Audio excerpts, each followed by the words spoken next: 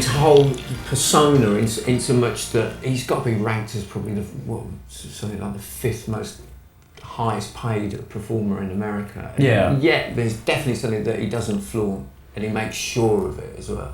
Yeah, he has the ability to keep a certain voice within him, you know. And when I went to see him at Earl's Court last year, and never once do you think you've seen a rich man play on stage, which is important, you know. I know it's a simple way to break it down, but you never once get that impression, really. Springsteen definitely seems uncomfortable with fame and fortune. Do you think that you handle that side of things as well?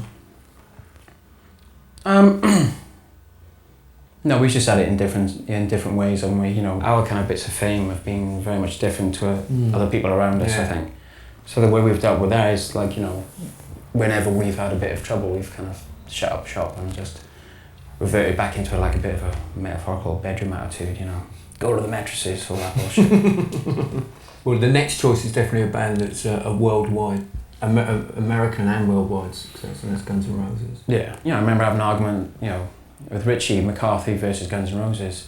What's best, to like be a pure band like McCarthy, write absolutely brilliant political lyrics, or be a band like Guns N' Roses, sell millions of records, and actually seem like they kind of represented some kind of underclass kind of theory. Yeah. You know, which I remember arguing about that. You know, it's a useless argument, really.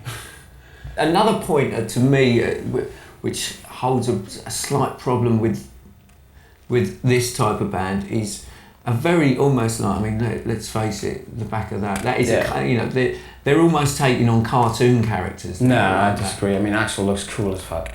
Slash looks amazing. All right, the drum looks a bit dodgy. Fact that the Manics buying into the whole rock and roll myth, but there was always a block on buying into the drug side. Yeah, I gotta admit, you know, kind of, for some reason to me, like, even though I would never take a heroin or whatever, and I would hate anybody of my friends to take heroin, whenever I see a heroin band or I see an E band, I always go for the heroin band. And I don't think it's a good drug. It's just the way the things I was reading when I was young, and it's just there in my mind, and it just stays like that. How have you managed to avoid it though? Is it just a complete and absolute hate of that side of things? I think it's cowardice to a certain degree. I think I worried about my heart packing up if I took drugs, or my brain just dissolving into mush. Yeah. And like, you know, I'd rather do it on a slower level with drink, I think. Just slow down the whole process. Yeah, I mean, I just like the fact that I like the rubbish people come up with when they're on alcohol as opposed to drugs. I prefer the kind of the barfly syndrome, thinking you come up with a pearl of wisdom at the bar. Yeah. Rather than coming up with a pearl of wisdom in the middle of a field in Somerset or something.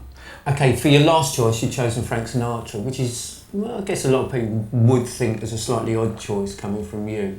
Does this signpost the future for James Dean Bradfield? No, not at all. It's myself and Sean, because Sean was living with me and my parents, you know, from about in the 80s and stuff. I remember my kind of, I think we had some, no, I can't say that. Go. I think we had a bit of a hooky, kind of like cable TV. I don't know. I think when I kind of like the phone comes round and says, I think when the engineers, for a few extra bob, I think when the engineers got connected it up, and we had it for free, and we never told them. And so I used to see these films over and over again on cable TV, and like that's why I got to see like Pub Greenwich Village. And it starts off with this song, "The Summer Wind" by Frank Sinatra, and this song just came like scarred into my memory. It just reminds you of a million things. But I just remember I've never liked a song so immediately. It's probably my favourite song ever. Just kind of take it on a bit. I don't like when people get a bit of success and they shrivel back from it. They go, I don't know if I like this. You know, I like people to take it on. I like people a bit more confrontational. And I like people to get a bit egotistical on it and get a bit some kind of megalomania in their soul. As soon as they start playing in front of 10,000 people, I like that.